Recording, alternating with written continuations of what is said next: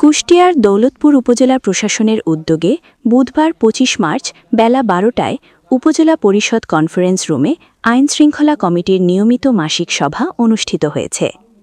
কুষ্টিয়া দৌলতপুর থেকে আব্দুল আলীম সাচ্চুর প্রতিবেদনে দেখুন বিস্তারিত। সভায় উপজেলা নির্বাহী অফিসার ইউএনও অনিন্দ গুহর সভাপতিত্বে প্রধান অতিথি হিসেবে উপস্থিত ছিলেন দৌলতপুর আসনের নবনির্বাচিত সংসদ সদস্য ও উপজেলা আইনশৃঙ্খলা কমিটির প্রধান উপদেষ্টা আলহাজ রেজা আহমেদ বাচ্চু মোল্লা। এতে উপজেলার সার্বিক আইনশৃঙ্খলা পরিস্থিতি, জননিরাপত্তা এবং মাদক, তেল সিন্ডিকেট ও সামাজিক অপরাধ নিয়ন্ত্রণে প্রয়োজনীয় পদক্ষেপ গ্রহণের বিষয়ে আলোচনা ও দিকনির্দেশনা দেওয়া হয়।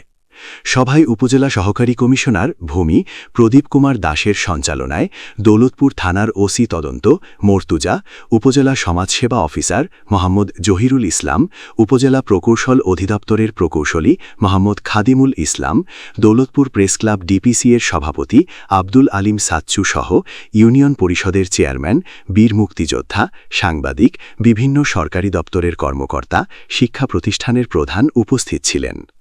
প্রধান অতিথির বক্তব্যে সংসদ সদস্য আলহাজ রেজা আহমেদ বাচ্চু মোল্লা বলেন, আমার বাবা এই আসনের এমপি মন্ত্রী থাকাকালীন সময়ে যেভাবে কাজ করে গেছে, যার সুনাম দৌলতপুরবাসী এখনও করে, আমিও বাবার দেখানো পথেই হাঁটতে চাই। দুর্নীতি, চাঁদাবাজি, মাদক ও অপরাধমুক্ত সমাজ গড়তে তিনি সবার সহযোগিতা কামনা করেন।